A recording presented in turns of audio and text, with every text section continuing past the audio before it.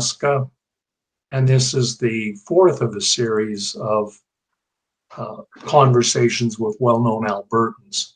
In 2023, Albertans are facing two very different visions of the future. In this series, I hope to engage viewers in a deep dive on three fundamental areas which require thoughtful consideration by the provincial government. The first area is fiscal policy. In this field, we will canvass the structure of Alberta's finances and how Alberta can move away from the roller coaster fiscal effects of a boom and bust economy. The second area is economic.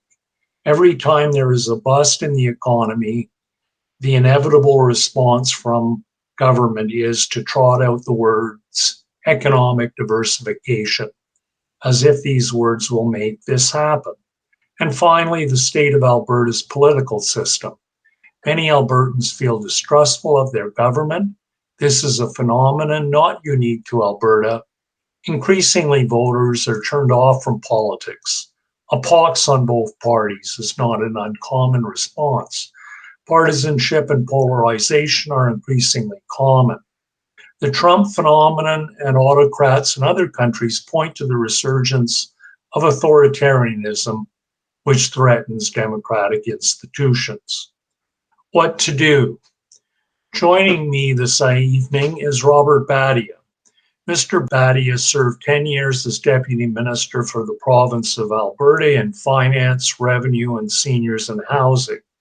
Prior to that, Robert worked in Alberta Treasury in a wide range of increasingly responsible financial and economic positions, including roles in corporate finance and privatizations, investment policy and administration, tax administration, and financial sector policy and regulation.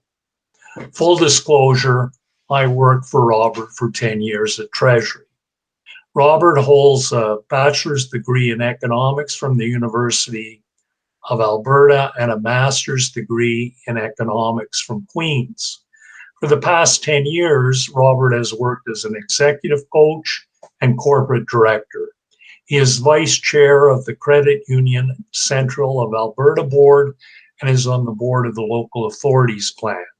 He has served on boards in the financial, electricity, and not-for-profit sectors.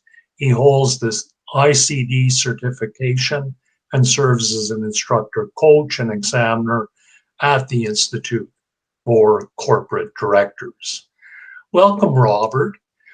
So before we delve into primarily the fiscal, economic, and political issues underlying the challenge of climate eating, are there other key issues we should be talking about tonight, Robert? Well, as I was preparing a little bit for this discussion, I was thinking quite a lot about what might be covered under those topics, but also thinking about them as social issues. And I was including healthcare there, but also very much education, as well as other issues that we think of more as social issues around inclusion, tolerance, and rights for minority groups, all as being important context for the political environment and for the fiscal and economic choices that governments have to make. Right. And these are issues that are part of the very much the political context that we see ourselves in, and the lack of tolerance and the polarization in the political debate. So let's first of all talk about fiscal policy in general terms, Robert, and then drill down to some of these policy areas, the spending in healthcare, which accounts for close to 50% of provincial spending now on education, both post-secondary and education, K-12 education. So if you were to describe, I asked Lindsay Tedds this, if you were to describe Alberta's fiscal structure to somebody from Ontario, for example, how would you go about doing that? Well, I mean, obviously there are a lot of similarities. Personal income taxes, corporate income taxes, various other kinds of taxes and miscellaneous forms of revenue would be broadly similar, perhaps in different proportions. But there's a few features that are distinctive in Alberta. Of course, one is the huge significance of non-renewable resource revenue, which interestingly has changed over time considerably in terms of its source, from conventional oil to natural gas to synthetic oil, and now dominated by bitumen royalties. But the underlying theme of a significant reliance on non-renewable resource revenue has been consistent for decades now. Of course, another source of income that is somewhat more significant for Alberta is investment income. The much maligned Alberta Heritage Savings Trust Fund is still producing significant amounts of investment income, approaching a couple of $billion. And thirdly is the revenue source that's conspicuous by its absence, the lack of a sales tax. And these differences from another province like Ontario or most of the other provinces have very significant implications for Alberta, both in the short and long-term fiscal management of the province. Right. And in your position and important roles in Alberta Treasury over 3 and a bit decades, how is that? How is the view of the Heritage Fund changed? Just for background for our viewers, Robert, you were one of the very key people in the formulation and development of that Heritage Fund back in 75, 76 when the Act was brought in. So you have just a wonderful knowledge of the Heritage Fund and how it compares with other sovereign funds from many different perspectives and levels. So maybe just kind of canvas and talk about the evolution of the thinking around savings in this province. Yeah, well, I think the fundamental premise that Premier Lougheed had when he led the establishment of the Heritage Fund was the very sound principle that non-renewable resource revenue was non-renewable, and that over time we could not count on the same levels of resource revenue that we were enjoying at the time.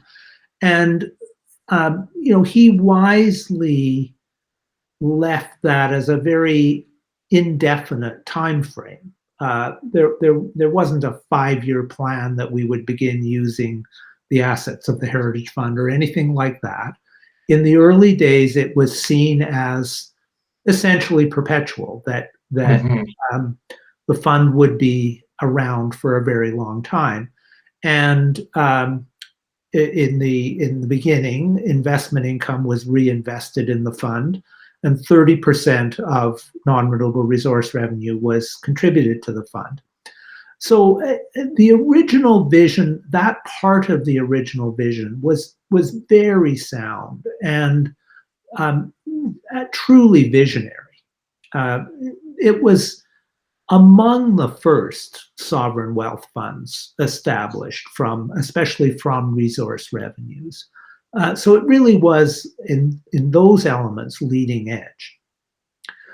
Where perhaps right from the start it had some weaknesses was that many of the investments were made for policy reasons, and there were there were really two types of policy investments early on. One was investments in our own crown corporations to fund, in particular, housing development, but also agricultural finance through the what later became known as the Agricultural Financial Services Corporation, and also small business through another crown corporation.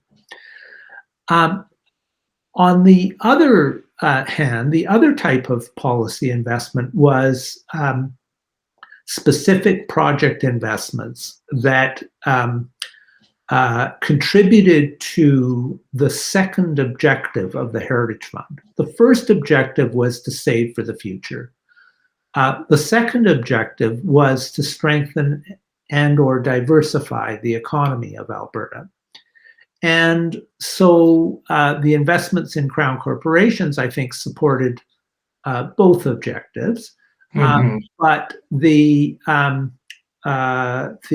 investments in various projects and corporate entities also attempted to support the objective of strengthening or diversifying the economy. And among the first of those investments was the province's stake in the Syncrude project, which had been initiated just prior to the Heritage Fund being established, but was deposited into the Heritage Fund as part of the initial assets. And another investment was the province's investment in the Alberta Energy Corporation, which was intended to be a tool of essentially conventional oil and gas development in the province.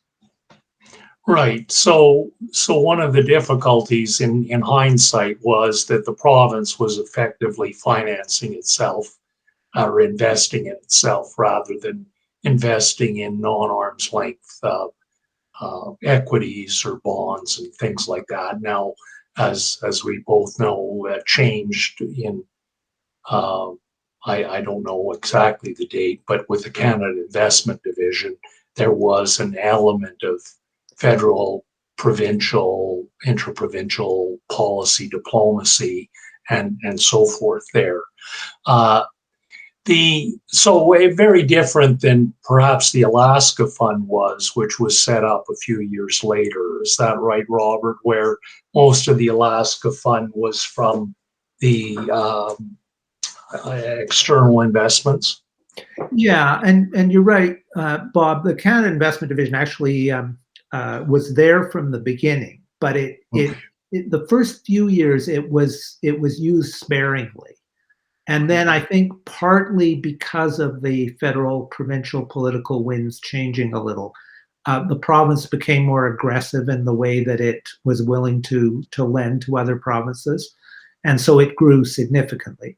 And in addition, there was also a fixed income portfolio that grew to be quite significant in fully traded bonds. And then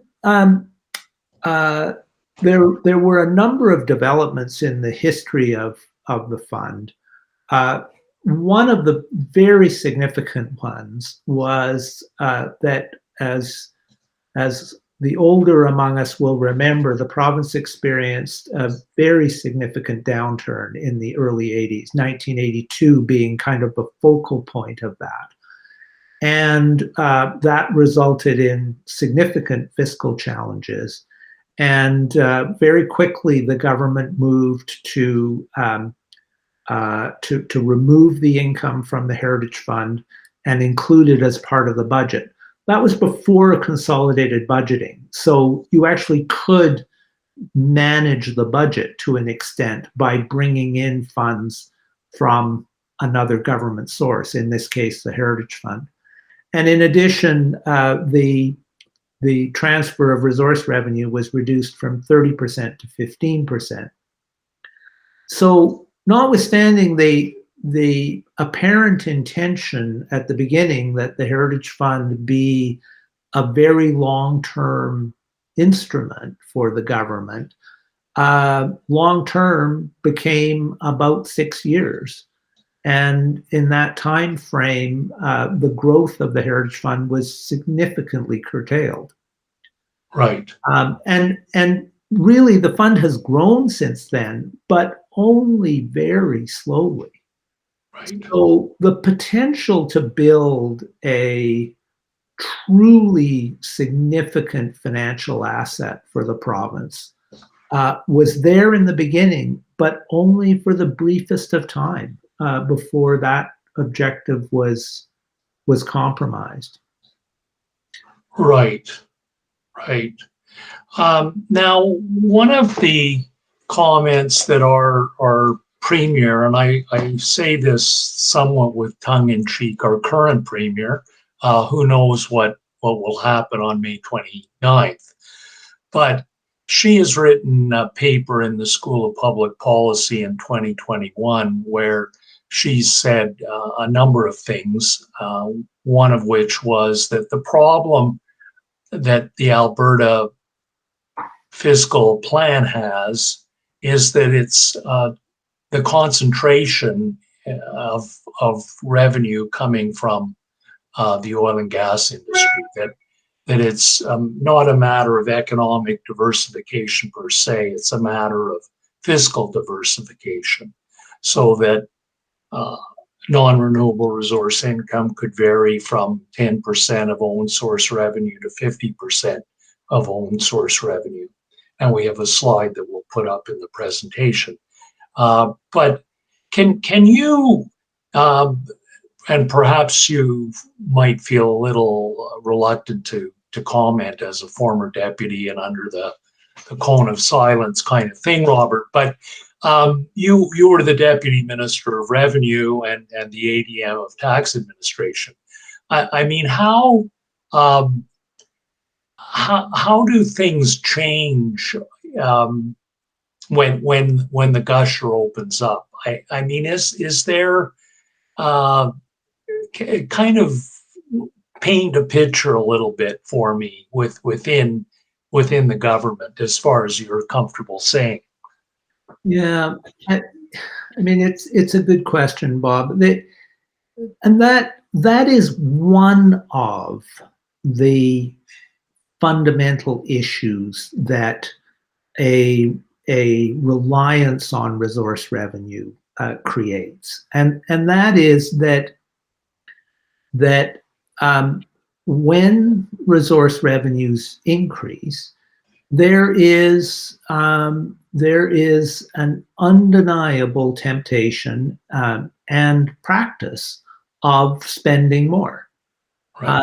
and because we have had really very limited experience with measures that truly discipline the use of resource revenue in our budget.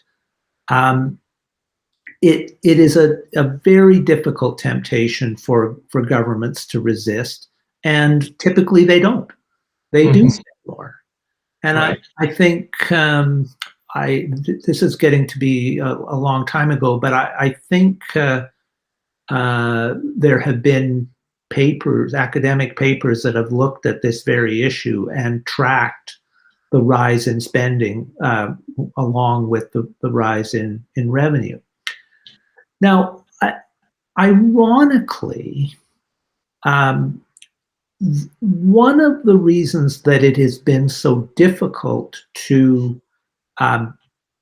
develop mechanisms that help us to deal with this unusual revenue source is actually the advent of the apparently progressive idea of consolidated budgeting and reporting. And unlike the original Heritage Fund, which predated consolidated budgeting, it means that it's essentially impossible to create a place where you can put resource revenue and not have it show up as budgetary revenue. So no matter what you do, you end up seeing that revenue as part of the budget. Right. And that is a major problem for Alberta. And it's one where the the consolidated approach to budgeting and consolidated reporting as your primary financial reports have a real weakness. It makes it much harder to make a case for some kind of separate management of resource revenue. So that's bothered me for years, and we looked for ways to do it, but there just never seemed to be a solution. Okay, Robert, let me try to understand this a little bit better, because Margarita Wilkins and Kneebone have done quite a nice kind of history of budgeting in Alberta for the School of Public Policy, and they document in particular the period from 2000, which was a period when you had consolidated budgeting, right? Yes. Accounting. To say 2010, where there were limits and there were decision rules put in place about how much you could bring into the general revenue fund from non-renewable resource revenue, and supposedly the rest would be banked in the Heritage Fund or put in other funds. Now, why couldn't you have a decision rule, for example, that instead of picking a number of 3 billion and changing it every few years when revenues went up, that you could say 10, no more than 10% of consolidated revenue, total revenue, including, if you want, the federal transfers, would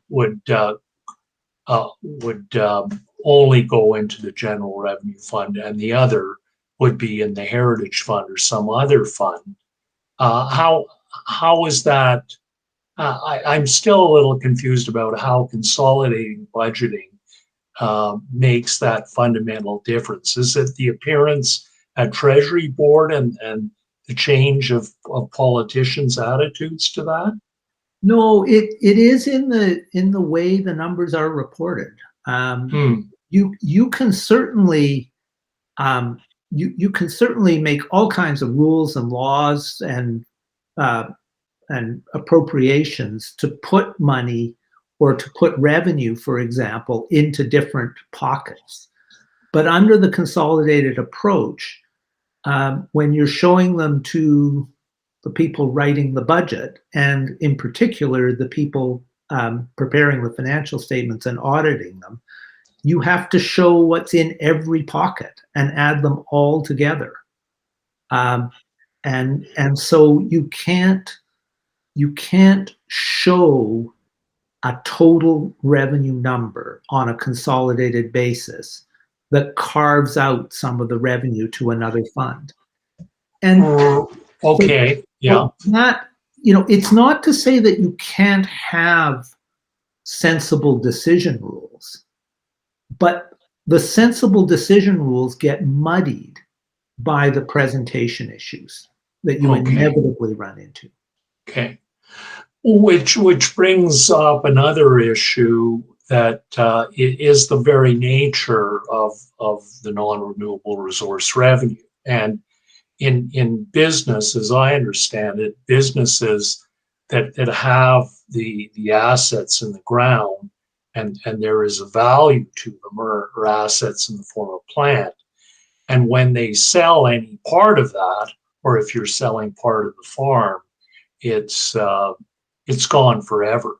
And so the fact that you have an accounting policy that treats this revenue in a way as repeatable revenue, or leads the reader to believe that, is again something also that muddies the water and makes that non-renewable revenue distinction you made earlier very important. Yeah, and you're touching on another important aspect of just the fundamentals of the way accounting for the government's position works, and that is that the interest that the province has in oil and gas in the ground is not shown on the province's books. Right. So when it gets converted from the physical asset to to revenue, we don't see a diminution of the physical asset. All we see is the revenue coming in. So that's another aspect of reporting that tends to distort decisions, at least with respect to this particular area of how we look at resource revenue in the budget. Right, right.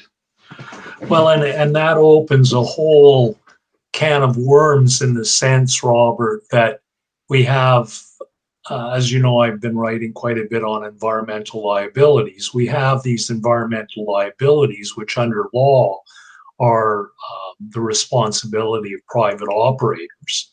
And in practice, not so much, leading to some doubts as to whether they, in fact, will become part of the balance sheet. And if you do have that balance sheet of the liabilities, then in some ways you're getting into the argument that you're socializing these resources, and ultimately the province is the owner of these resources, but they've leased out the right to develop them in a certain way.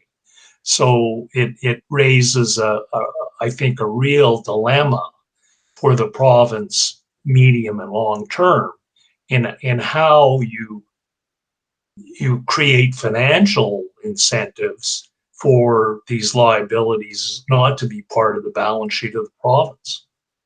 Yeah, and I mean the whole relationship between government and industry to essentially operate the energy industry is, of course, very, very complicated, and has much of the time, at least, very long time horizons. So it makes accounting difficult. It makes financial management difficult. It makes environmental management sometimes very difficult as well. And the example that you're talking about of environmental liabilities is a very important one. And as we perhaps see the industry peaking or close to peaking, it will only become more and more apparent and important. Right, right.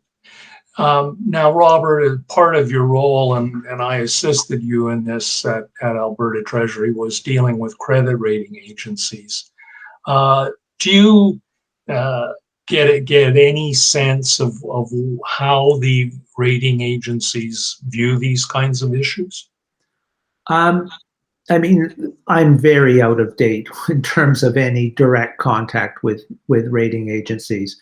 But I mean, they were certainly very aware of the reliance on resource revenues, and of course, that cut both ways. In good times, there's no question that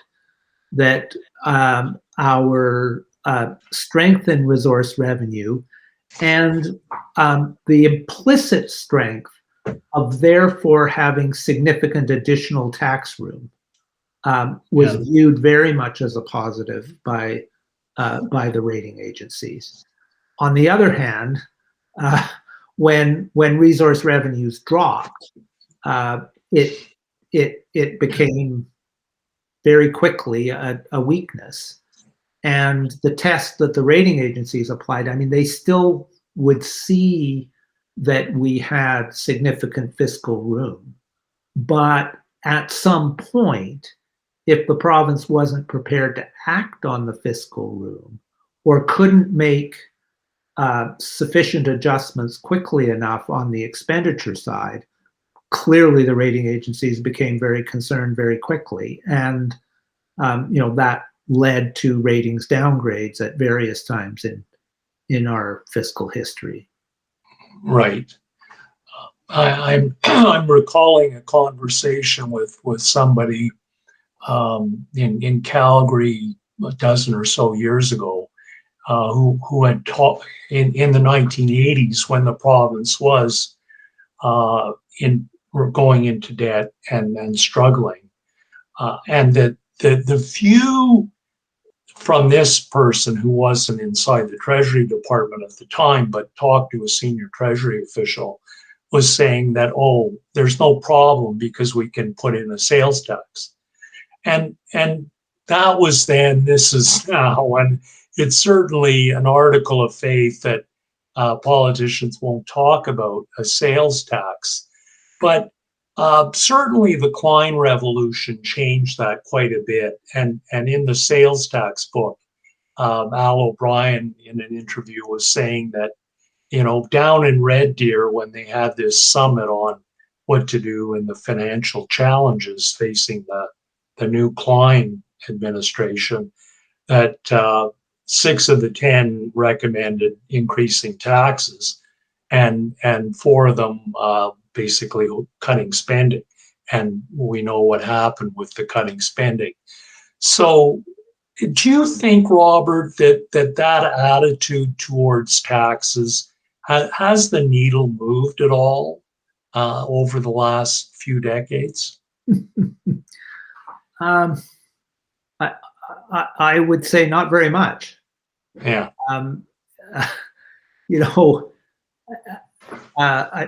At some point, one of us was going to bring up something to do with the impending election, and I can't help but be struck by how little difference there is in the fiscal policies of the 2 major parties.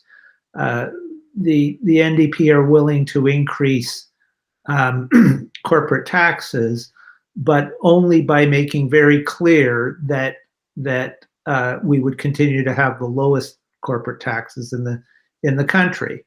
Right. And the UCP is maybe a little more aggressive on tax reductions, but it's all at the margins. It's absolutely at the margins. And so I would, based on what I see in the platforms today, I would say the margin for debate has narrowed over time. There's very little room for current debate on tax policy.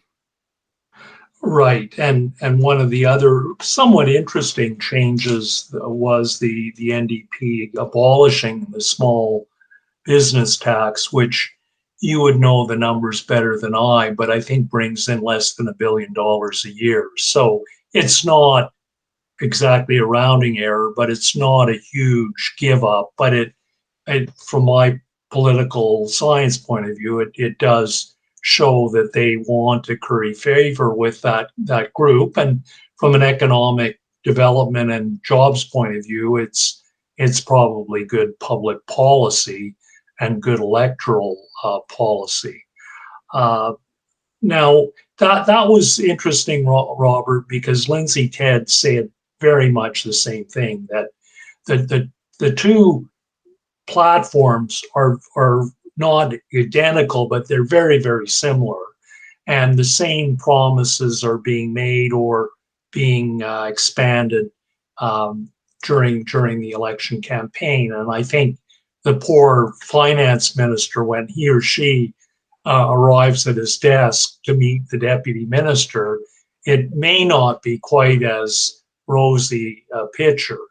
But let's move over to the economy. And I know in your roles in government, Robert, you were never so much in the economic development field, but certainly we both had experience dealing with our friends at Economic Development and Trade and their other incarnations. So what is the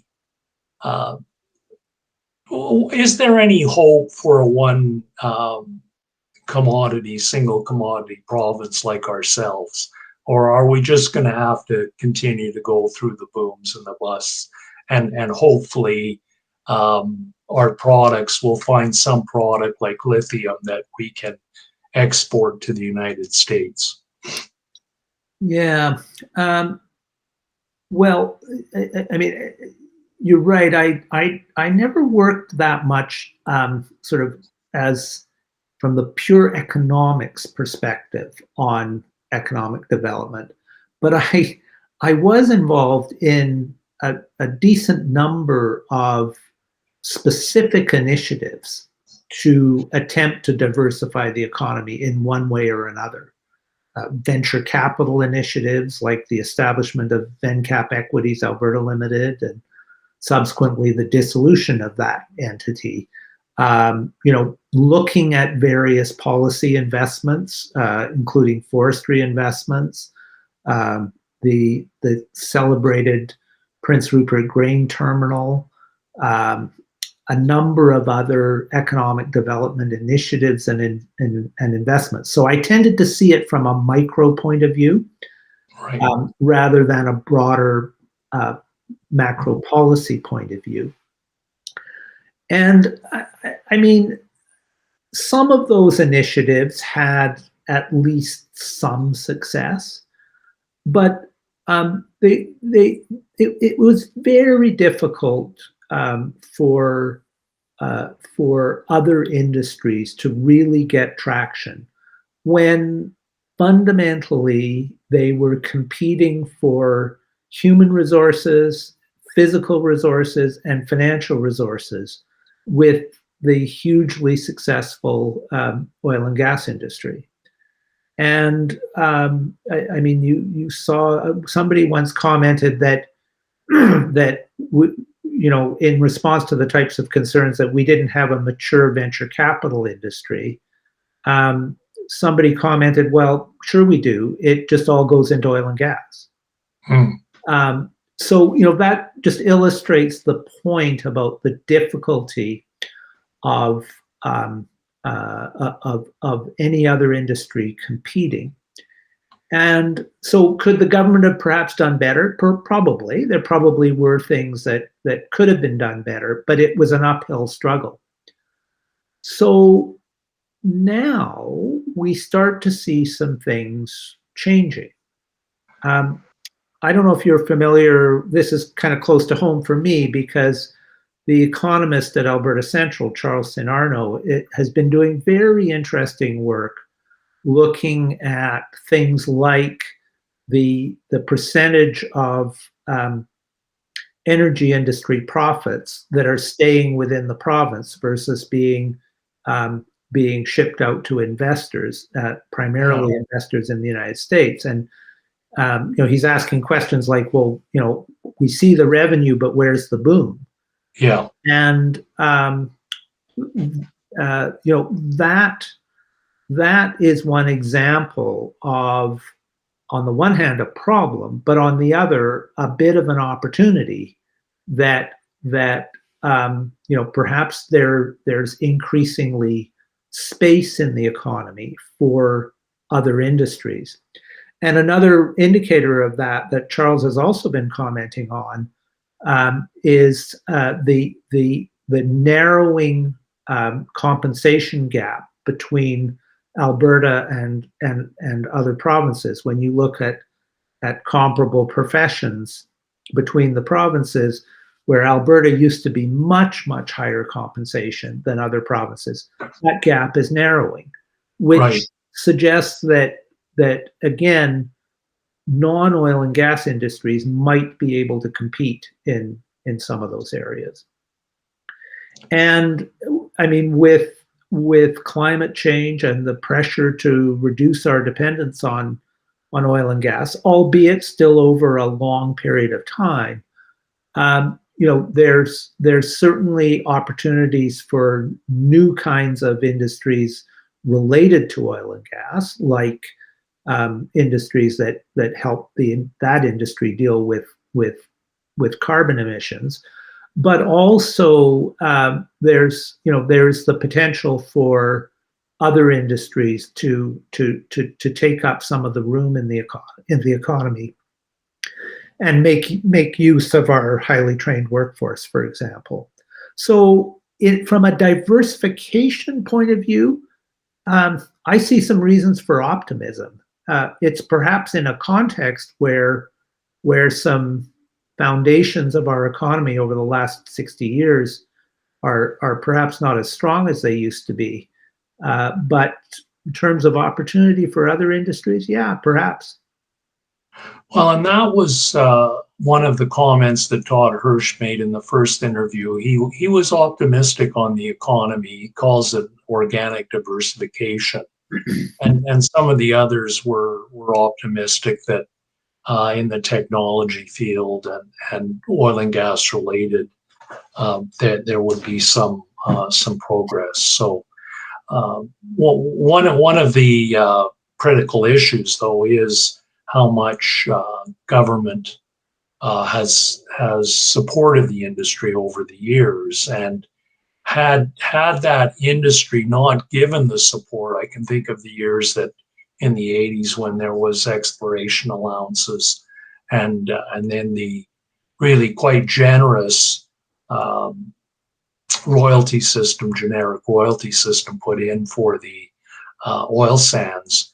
Of course, Alberta would be very, very different. It would be a smaller population without those massive plants that built Port McMurray.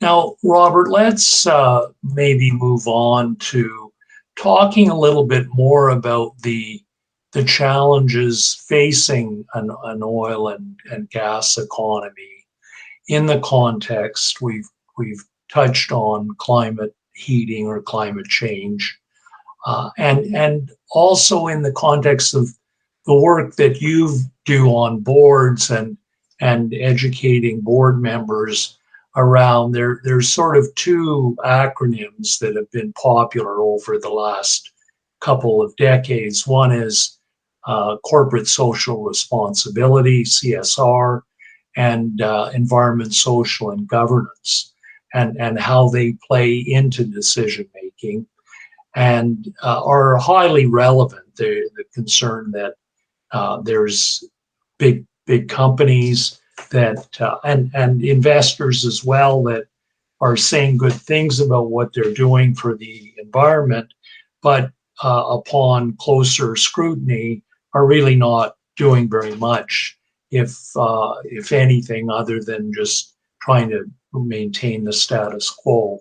So can you also, maybe given your work in financial institutions and financial sector policy, think a little bit too about the question from the investor's point of view, and how do we meet our commitments on CSR and ESG, as well as trying to do our best to save the planet, as it were. Yeah, and I mean, ESG is an evolving topic. Perhaps seemed to be on the ascendancy, and then ran into a rough few years in terms of perhaps less attention or less credibility around some of the actions that corporations were taking in response. I think one trend at the corporate level that is pretty clear and very much supported by the Institute of Corporate Directors is that corporations increasingly need to look at the interests of a range of stakeholders, not just their shareholders in a narrow sense. I think there's room for further discussion about whether there is really in the long term a trade-off between that kind of broader perspective and profits, or whether it's more that genuinely when corporations consider a range of stakeholders and consider their reputation in a broad sense, they are more likely to be profitable in the long term than a corporation that takes a narrower view. I think there's still some room for theoretical debate about that, but corporations are increasingly, it's demanded of corporations that they consider those broader perspectives. I think, though, you know, corporations and individuals can act in more responsible ways from all of those perspectives: an environmental perspective, a social perspective. Uh, but these are areas where leadership from government is critical, and investors like um, more certainty rather than less. And one of the areas of certainty that would help external investors to a corporation, but also corporations as they look at their own investment programs, is a clearer, long-term, stable approach to climate policy. And from my perspective, I mean, various forms of pricing of carbon are absolutely key, and carbon is a problem, and the price of emitting carbon needs to increase over time. And as much as possible, I would advocate for then allowing corporations and individuals to adapt as they see fit. But having that stable environment is really important. And you know, we have a situation where I think the national government has been trying to move somewhat in those directions, but we've had provinces challenging constitutionally the nature of the tax measures brought in. You know, we have an Alberta government that is an Alberta government that seems to be reluctant to buy into the need for real change, and that's a problem.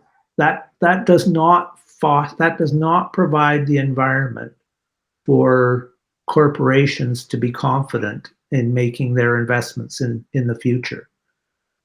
So I think that's a fundamental problem that the private sector on its own can't resolve. Right. So what you're seeing, what you're saying, Robert, is there needs to be very strong leadership from governments to create a climate of certainty, which of course is difficult in our democratic system where we have elections every number of years. I just the latest incident up in Curl Lake just gives me pause when I think about, you know, the ESG movement and so on as really being an effort by corporate directors en masse to say, oh yeah, we care, we're responsible. Whereas in, you know, in our capitalist society, the drive is for profits. And I think in the case of Synovus and Imperial and so on, dividends have been increased significantly. Share buybacks are rampant in the industry. Special dividends have happened. And the response of the Imperial Oil CEO and chairman at the Standing Committee on the Environment was, well, I'm sorry, but life goes on, and it just seems to me almost naive, Robert, that or deliberate, this idea, and maybe it's part of the World Economic Forum ideas, that we can marry capitalism with some kind of socialism, and all will be good. I am really very pessimistic that unless you have a very different form of government, and maybe I'm leaning towards almost authoritarian government, but that governments are captive of the industries that they're supposed to regulate. It's quite clear, I think, in this province, and it's not clear to me that Ottawa is doing much good in dealing with Aboriginals who are suffering from water shortages and chemicals in their water supply. Yeah, I mean, that example in particular shows just how far we have to go. You know, I certainly do get concerned about governments being captive. But on the other hand, I also think it's important for governments of any stripe to be willing to engage with you know any significant element in society in order to solve some of these problems, because I just don't think that an adversarial approach and an approach that that from some kind of misguided philosophical perspective excludes others who have a significant role to play potentially. I just don't think those approaches will be successful. And so, I think we need left-leaning governments that are willing to engage meaningfully with corporations. And I think we need right-leaning governments that can stand up to corporations and engage meaningfully with other players in society. So I think that's an area where governments need to rejuvenate themselves and step up in a 21st century way to engage with stakeholders that they may not be very keen on philosophically. Well, that's a nice causeway or segue into discussion of politics, because my perspective over the last 30 or 40 years has been that we've had greater influence by corporate interests in the formulation of government policy. We've had, revolving doors between government minister's office or senior bureaucrats moving to industries, the in and outers, which is very distinctive of American politics. And so and certainly it was true when we were working in Treasury. The impression that I had, and I was part of the system, that the Consumers Association of Canada, for example, they had no resources to provide input on various sorts of pieces of legislation, and so it's the well-financed interests that are able to draft legislation for the department, who will then vet it and do their best in representing the public interest. But even when you have, the minister's staff going into oil companies and that sort of thing, that they're finding landing spots.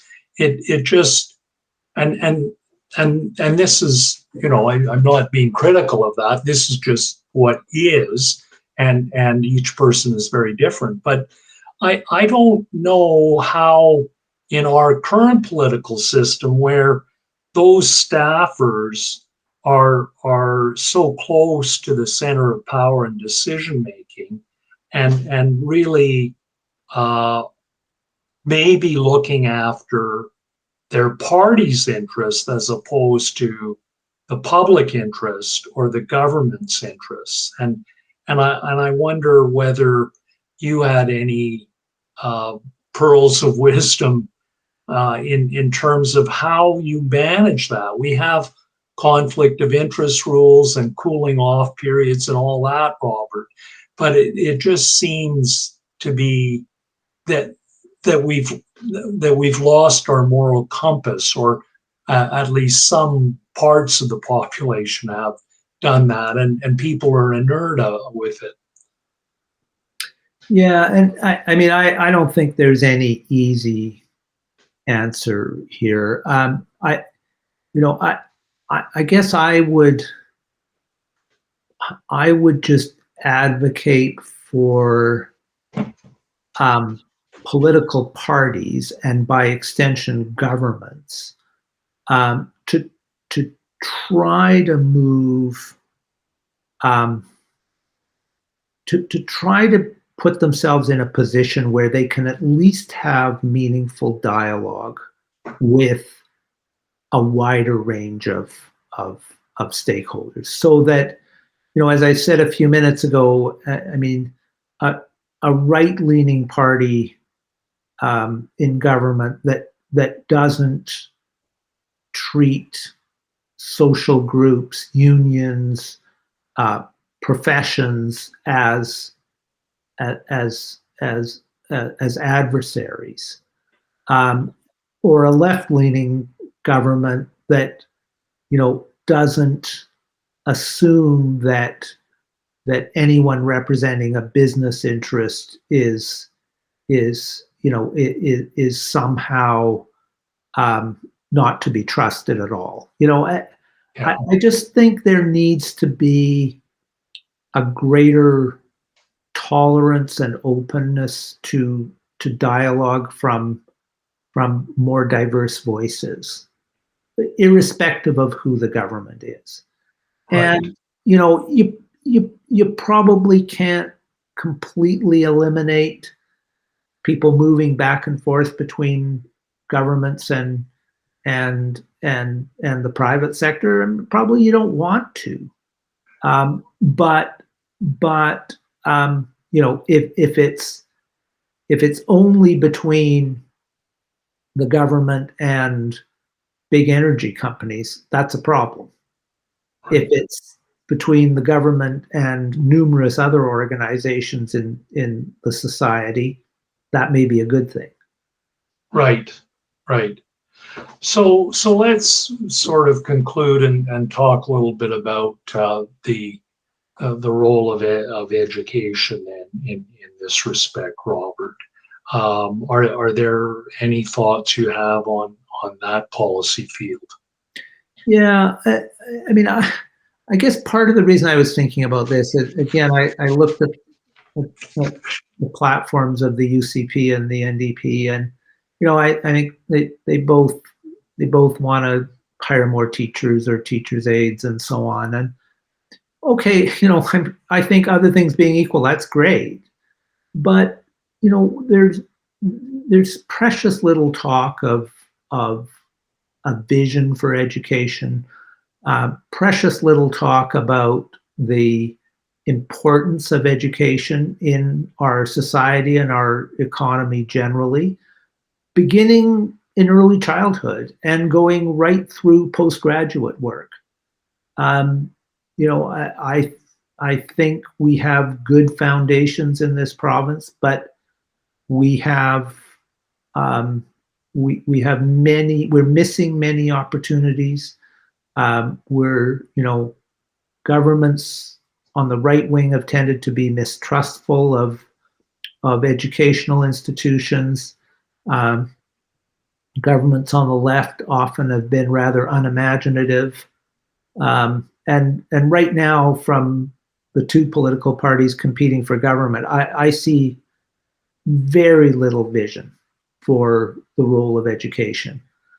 And I think that is a problem for our economic well-being, but also for our social well-being, in the sense that you know, we need people educated in a way that enables them to be open-minded and tolerant of other views, in the way I was talking about a few minutes ago. So I think there needs to be a lot more effort by governments put into working with educational institutions collaboratively, and working collaboratively, but also allowing those institutions to do what they do well in terms of education and research. Well, I think that you're absolutely right with respect to the lack of vision on the part of both parties.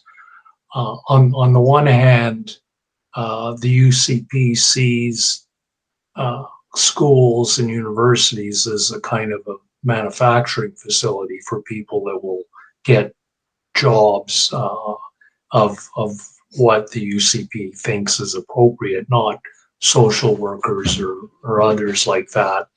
And the NDP, it's also a monetary issue in the sense that it's will just freeze tuition as if that's some kind of magic wand that does not deal with how education systems do stratify people, do lead to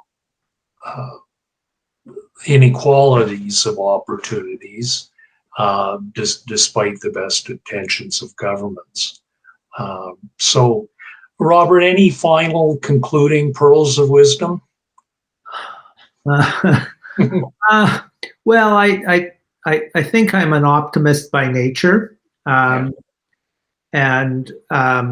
you know, I do have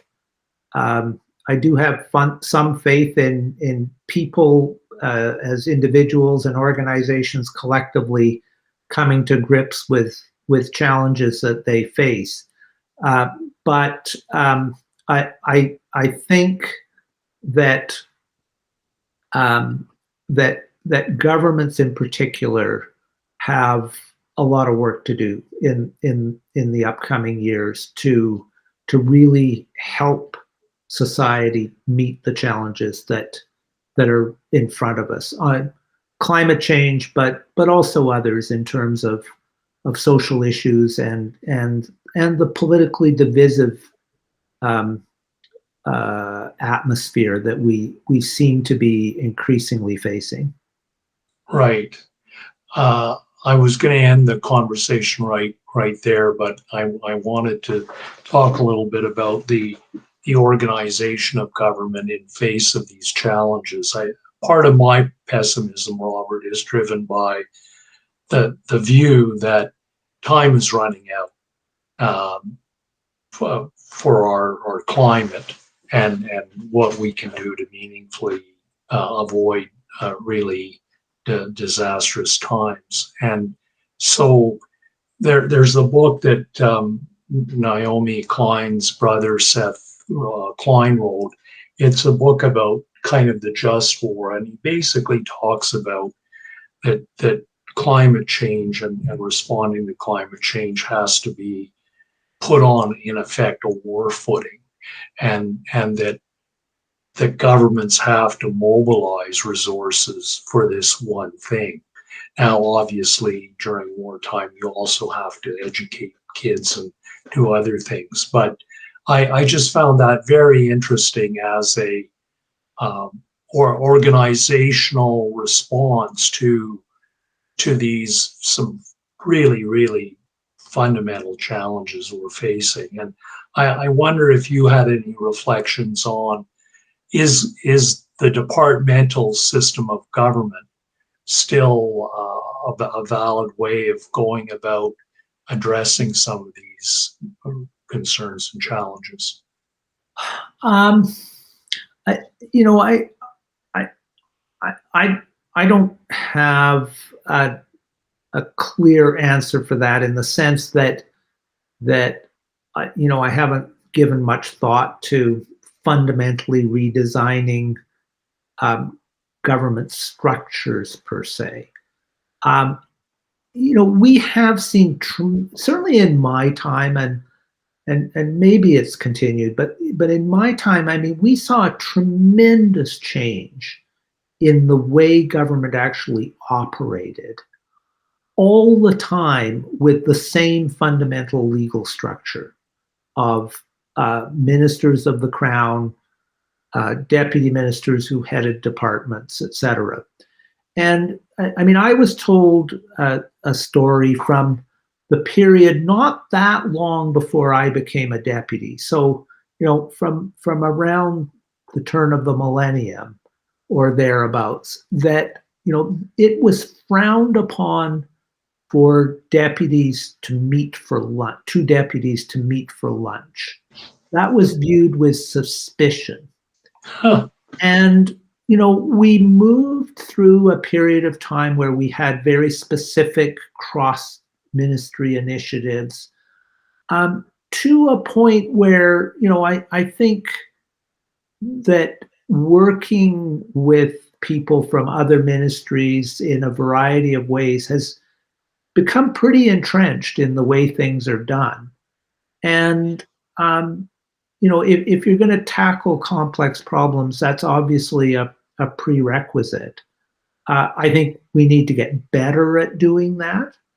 But does it require some completely different organizational structure? Maybe, but there's probably an awful lot we can do within the existing structure and do things well and achieve a lot. Yeah, yeah. Less siloing. Yeah, less siloing. I mean, there's all kinds of phraseology, about wicked problems and so on, and dealing with complexity and the like. And I mean, it's broadly true. Many of the problems we face have multiple dimensions and, require multiple perspectives to resolve them, both multiple perspectives within government and as I was saying earlier, multiple perspectives from outside government. Okay, well, thank you very much, Robert, for a stimulating conversation. It was my pleasure.